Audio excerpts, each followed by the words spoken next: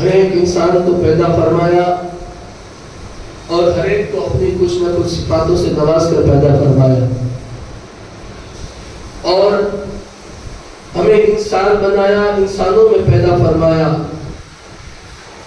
اور انسان اسے بنایا کہ جسے اللہ نے عقل سلیم بھی عطا فرمائی اور نفس بھی عطا فرمایا، اور بندے کو دنیا میں اس لیے پیدا فرمایا کہ بندہ اس دنیا میں رہ کر اس زمین کے اوپر اور اس آسمان کے نیچے یعنی درمیان میں رہ کر بندہ اپنے رب کے حضور واپس جب حاضر ہونا ہے، جب اپنے رب کی بارگاہ میں کھڑا ہونا ہے، واپس اپنے رب کو اپنا چہرہ دکھانا ہے، تو بندہ اپنے رب کے حضور چہرہ دکھانے کے لائق کام کر سکے۔ اور انسان کو اللہ نے 20 سال 50 سال 60 سال کی زندگی کا یہ موقع اس لیے عطا فرمایا کہ بندہ اپنے رب کو راضی کر لے، اور اپنے حبیب کی امت میں ہمیں پیدا فرما کر ایک بڑا انعام اور احسان عظیم سے نوازا، اور اس رب نے اپنے حبیب کے ذریعے بندوں کو اپنے رب کو راضی کرنے کے اچھے بہترین اور آسان طریقے بھی عطا فرمائے۔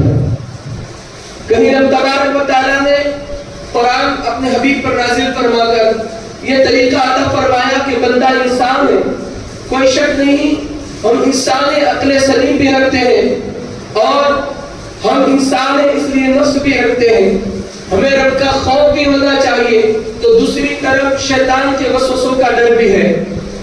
خوف بندے کو رب کا ہو کہ میں اپنے رب سے ڈروں، گناہوں سے بچ جاؤں، اور شیطان کے وسوسوں سے جب بندہ اپنے رب سے خوف کرتا ہے، اپنے رب سے ڈرتا ہے، تو بندہ شیطان کے وسوسوں سے محفوظ ہو جاتا ہے۔ پھر بندہ کہیں محبت کی بات کرے، عقیدت کی بات کرے، تو اللہ نے اسے محبت کا بھی حکم فرمایا کہ تم اپنے حبیب سے، اپنے نبی سے، محبوب سے محبت کرو اپنی جانوں سے زیادہ۔ کہیں اللہ نے اپنے حبیب کے ذریعے یہ فرمایا جو رسول اللہ صلی اللہ تعالیٰ علیہ وسلم آقا علیہ السلام آقا پاک نے فرمایا کہ بندہ اس وقت تک کامل مومن نہیں ہو سکتا کہ جب تک اپنی جان سے زیادہ میری ذات سے، اپنی مال سے زیادہ مجھ سے، اور اپنی اولاد سے زیادہ میری اولاد سے محبت نہ کرے۔ یعنی وہ بندہ مومن نہیں کہ جو اپنی جان، مال، اپنی عزت، اپنی آبرو، اپنا مال و دولت سے زیادہ حضور اور حضور کی اہل بیت سے، حضور کی آل سے محبت نہ کرے، وہ مومن ہی نہیں۔ یہ حضور نے، میں عرض کروں یا رسول اللہ علیہ السلام، آپ نے مجدہ اپنا اور اپنی اہل بیت کی محبت کا مجدہ ہم تک کیوں پہنچایا؟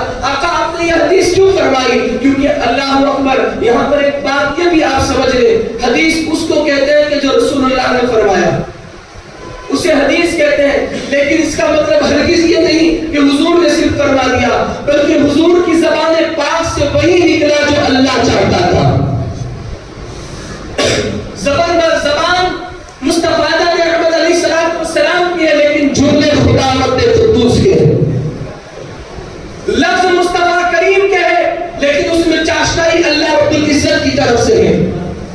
تو یہ حدیث ہے، تو آقا کے عرض کرو یا رسول اللہ، آپ نے یہ جملے کیوں ارشاد فرمائے؟ آپ تو جانتے تھے، آپ نے جن لوگوں کے درمیان حضور نے جملے فرمائے، یعنی حضور نے جو حدیث جن لوگوں کے درمیان بیان فرمائی کہ جس میں ابو بکر صدیق ہے، کبھی عمر فاروق اعظم ہے، کہیں عثمان غنی ہے، کبھی محمد کائنات ہے، کہیں ابو ذر غفاری ہے، کہیں سلمان فارسی ہے، کہیں بوذر ہے، کہیں قمبر ہے، یعنی کئی صحابہ ہے، کہیں عبداللہ بن جعفر ہے، تو کہیں جو ہے حضرت زبیر ہے، کہیں حضرت طلحہ ہے، حضرت جابر بن عبداللہ ہے، یعنی حضرت ابو ہریرہ ہے، یعنی جتنے نام لو وہ نام کم ہے، اتنے صحابہ ہے۔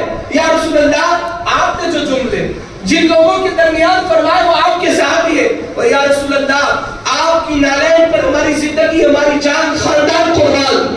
یا رسول اللہ یہ تو وہ لوگ ہیں، ہمارا عقیدہ ہے، یہ وہ لوگ ہیں کہ جس کے درمیان آپ نے جو جملے فرمائے وہ ان چیزوں سے محفوظ تھے۔ یا رسول اللہ کیا ہمارا عقیدہ نہیں، کیا ہم نے نہیں پڑھا ہے، آپ نے نہیں سنا ہے کہ حضور کی محبت صحابہ کے دل میں کتنی تھی، کتنی محبت تھی، بے پناہ محبت تھی۔ ابو بکر سے پوچھو کتنی محبت ہے کہ جب آقا پاک نے اعلان نبوت نہیں فرمایا، 40 لوگ صرف مسلمان ہوئے ہیں،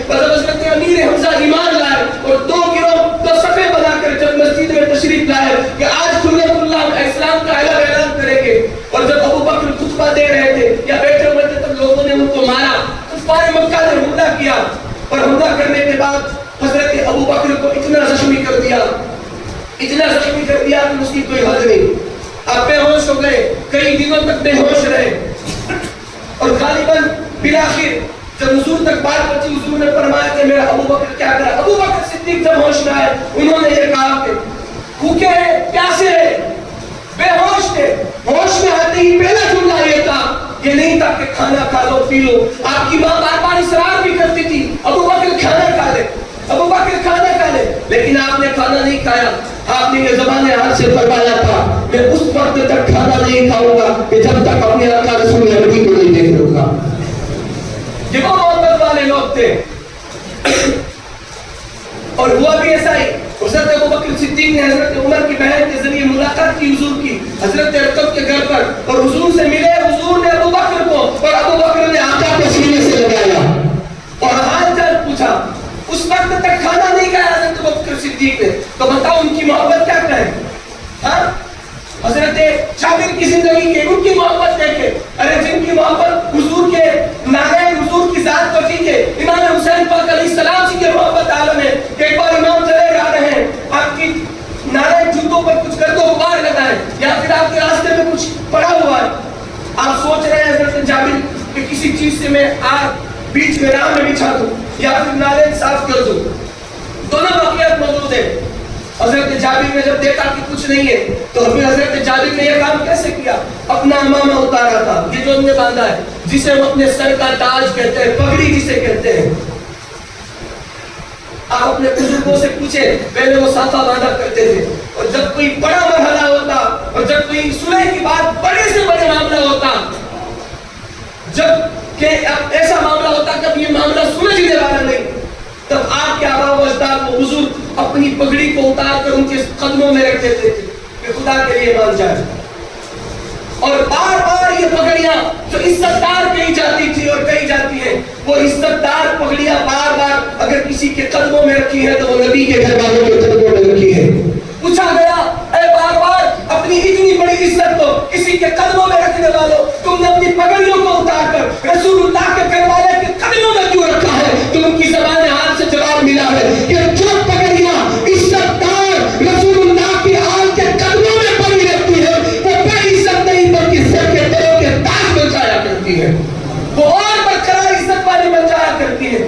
تو حضرت جابر نے یہی کیا, اپنا امامہ اتارا اور امامے کے شملے سے آقا حسین کے قدموں کو غالباً, اور ایک روایت کے مطابق وہ امامہ اتار کر آپ کی راہ میں بچھا دیا.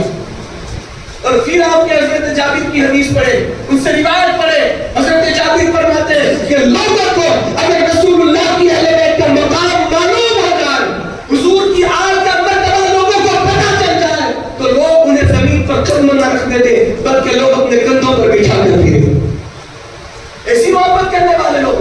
میں کہوں یا رسول اللہ, آپ نے یہ جملے فرمائے, اس وقت تک کوئی مومن نہیں کہ جب تک اپنی جان سے زیادہ, اپنی عزت سے زیادہ مجھ سے محبت نہ کرے, اپنی اولاد سے زیادہ میری اولاد سے محبت نہ کرے. آقا آپ نے جب جملے ارشاد فرمائے, حضور آپ نے جب یہ فرمایا, تب تو آپ کی اہل بیت سے محبت کرنے والے جابر جیسے تھے. یا رسول اللہ, آپ سے محبت کرنے والے تو ابو بکر جیسے تھے. یا رسول اللہ, آپ سے محبت کرنے والے تو علی تھے کہ ہجرت کے موقع پر اپنی جان کو قربان کرتے. جان سے زیادہ محبت تھی کہ جو تلواروں کے سائے میں رسول اللہ کے بستر پر سو جائے. یا رسول اللہ, آپ نے یہ جملے ان کے درمیان فرمائے. ان کی محبتیں تو اپنی جانوں سے زیادہ آپ سے تھی, اپنی اولاد سے زیادہ آپ کی اولاد سے تھی. یا رسول اللہ, پھر آپ نے جملے, تو مجھے زبان عشق میں یہ جواب ملتا ہے, قادری سن, اس لیے کہ ایک دور ایسا آئے گا کہ لوگوں کو اپنا مال, اپنی جان, اپنی اولاد مجھ سے اور میری اولاد سے زیادہ عزیز گزرے گی. اور جب ان کو یہ عزیز گزرے گی, جب ان کو اپنا مال, اپنی جان, اپنی اولاد میری اولاد سے زیادہ محبت والی لگنے لگے, تب تم یہ سمجھ لینا, حضور کی حدیث پھر ریپیٹ کر رہا ہوں, تم میں سے اس وقت تک کوئی مومن نہیں ہو سکتا جب تک اپنی جان سے زیادہ میری جان سے زیادہ, میری جان سے, اپنی عزت سے زیادہ میری عزت سے, اور اپنی اولاد سے زیادہ میری اولاد سے محبت نہ کرے. یعنی آقا کا کھلا ارشاد ہے, آقا کا اشارہ ہو رہا ہے کہ دور ایسا آئے گا لوگ یہ نہیں کریں گے, اپنی جان سے, اپنی عزت سے,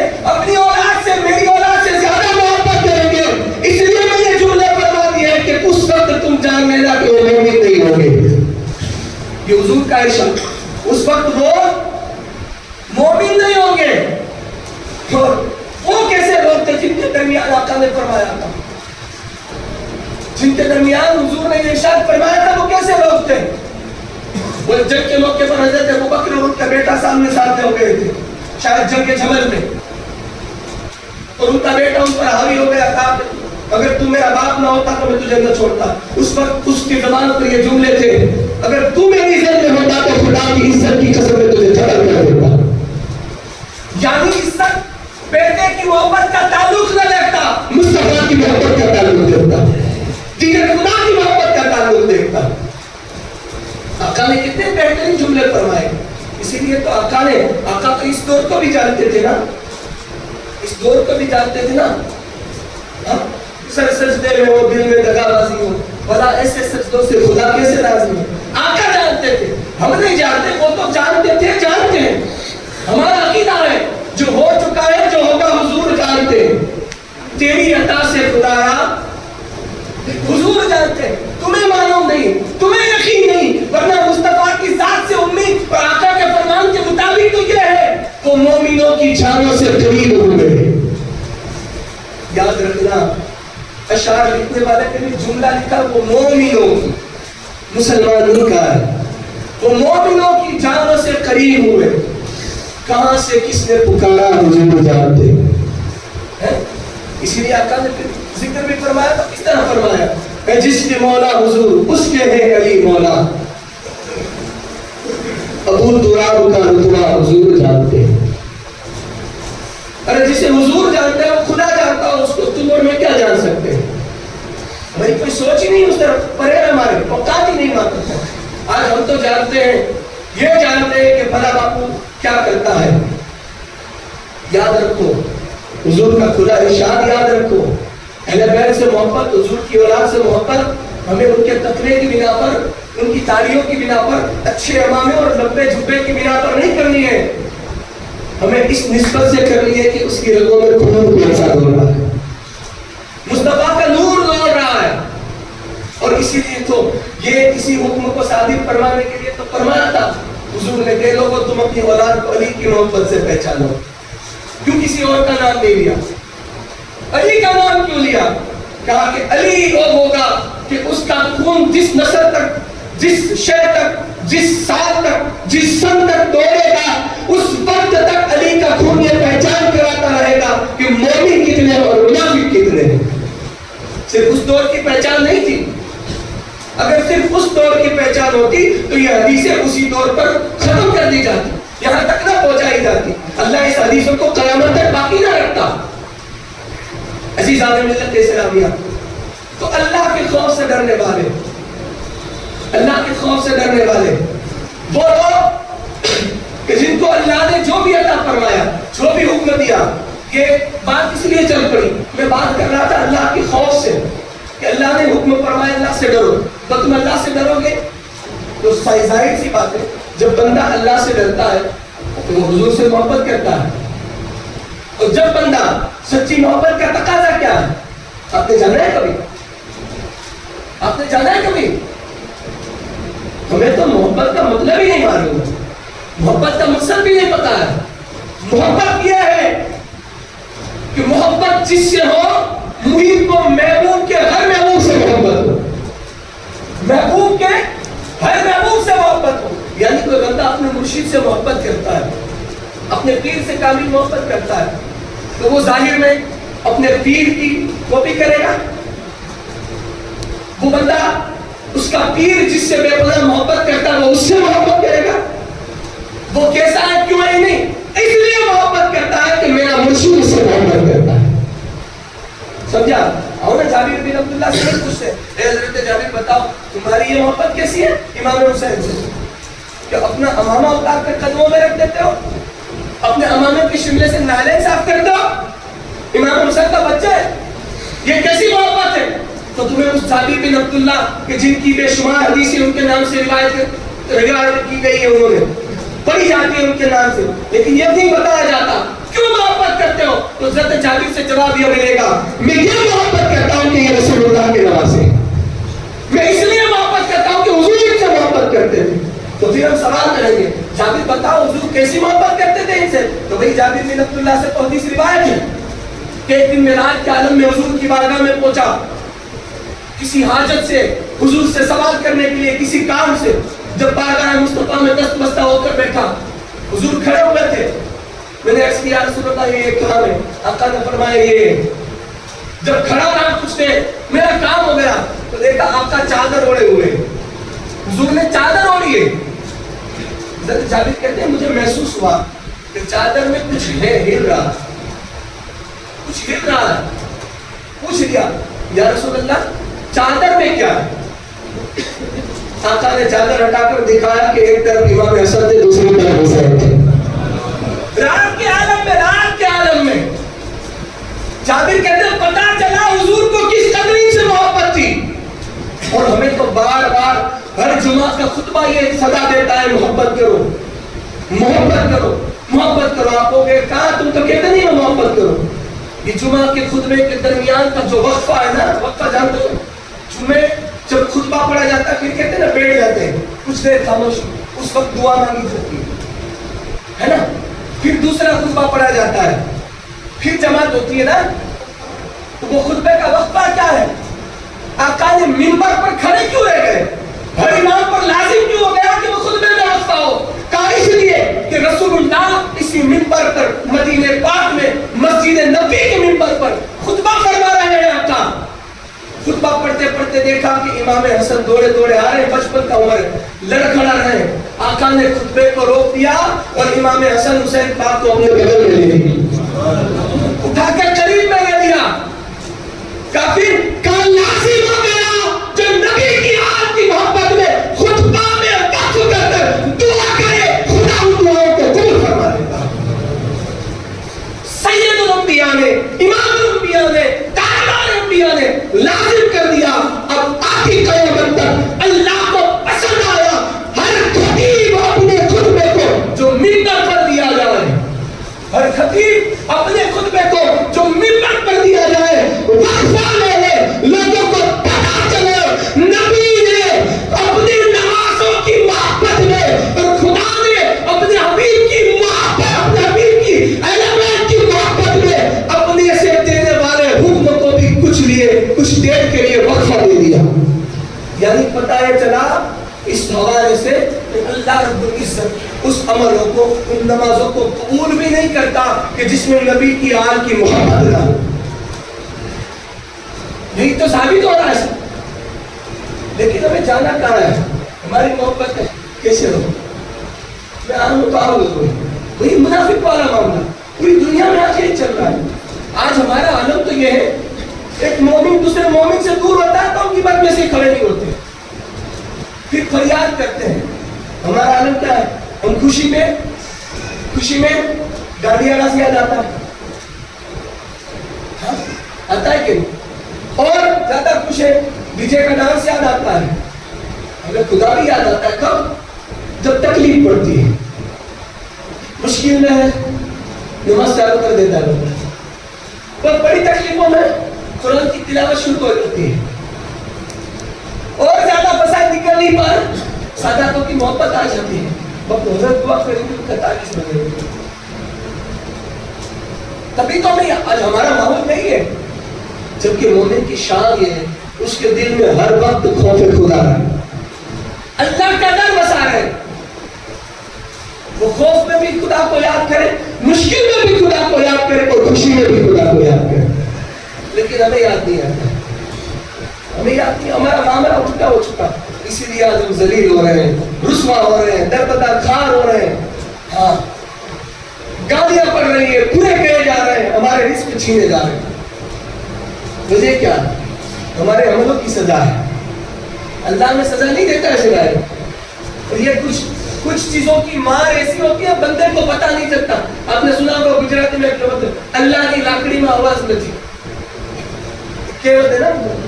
تو جب اس کی طرف سے پڑتی ہے نا پتہ نہیں چلتا، اور جب اس کی طرف سے پڑے نا تب یہ مت سوچو ہمیں کیوں، تب یہ سوچو کہ میری کون سی غلطی ہے کہ جس کی بنا پر میں یہ سزا بھوگت رہا ہوں، رسوا ہو رہا ہوں. کون سی غلطی ہے؟ آخر میں ایک واقعہ بتا دوں. اللہ کے بزرگ تھے, ایک بڑے برگزیدہ بندے تھے جن کا نام کتابوں میں عمران بتایا جاتا ہے. عمران بتایا جاتا ہے. وہ ایک دن رونے لگے, بہت رو رہے. ان کی امی جان نے ان سے پوچھا, بیٹا تو اتنا رو رہا ہے, وجہ کیا ہے؟ روتے روتے صدا کی, اللہ مجھے خوشی میں تو یاد نہیں آتا ہے, میں تکلیفوں میں تجھے پکارتا ہوں. اے مالک میں تیری بارگاہ میں کیا منہ لے کر آؤں گا؟ اے رب میں تجھے کیا چہرہ دکھاؤں گا؟ اپنی کون سی صورت تیرے سامنے پیش کروں گا؟ اے اللہ مجھ پر کرم فرما دے. رو رہے تھے. ماں نے پوچھا, بیٹا بتا نا. بہت رہے. ماں کی ممتا ہوتی نا, بیٹا اب تو بتا دے. تو بیٹے نے کہا, حضرت عمران نے کہا, ماں ایک وعدہ کر مجھے, ایک وعدہ کر کہ میں جو کہوں گا تو کرے گی. کہا بیٹا تجھے وعدہ کرتی ہوں. ماں کی ممتا ہوتی نا اوپر آتی, بیٹا تو جو کہے گا میں کروں گی. آخری لمحات تھے ان کے, آخری لمحات تھے. ماں نے کہا کہ بیٹا بتا. حضرت عمران نے کہا, ماں میں نے یہ نصیحت اور تجھ سے یہ وعدہ لینا چاہا میں نے کہ تو کھڑی ہو, میرا چہرہ میں زمین پر رگڑتا ہوں اور تو اپنے پاؤں سے میرے چہرے کو رگڑ. اسے اپنے پاؤں سے میرے چہرے کو رگڑ. ماں نے وعدہ کر لیا تھا, قسم لے لی تھی, کیا کری؟ کھڑی ہوئی, بیٹے نے اپنا چہرہ زمین پر رکھا ہوا ہے, پڑا ہوا ہے. ماں اپنے تلووں سے ایک ممتا بھرے انداز میں بھی چہرہ مل رہی ہے. بیٹے کے چہرے پر اپنا تلوا مل رہی ہے, پاؤں مل رہی ہے. پاؤں ملتے ملتے بیٹا رو رہا ہے, اللہ کی بارگاہ میں فریاد کر رہا ہے. آخر میں فریاد کرتے کرتے صدا نکلی, لبیک اللہم لبیک لا الہ الا انت سبحانک انی کنت من الظالمین. بس یہ جملے کہنے تھے, ان کی روح قدس ان کے جسم سے پرواز کر گئی. موت آ گئی بظاہر. وصال ہو گیا. وصال کے بعد ماں نے خواب میں دیکھا بچے کو, بیٹے کو. دریافت کیا, بیٹا بتا کیا حال ہے؟ جب ماں نے بیٹے کو خواب میں دیکھا نا, تو چودھری کے چاند سے زیادہ اس کا چہرہ چمک رہا تھا. چودھری کے چاند سے زیادہ اس کا چہرہ چمک رہا تھا.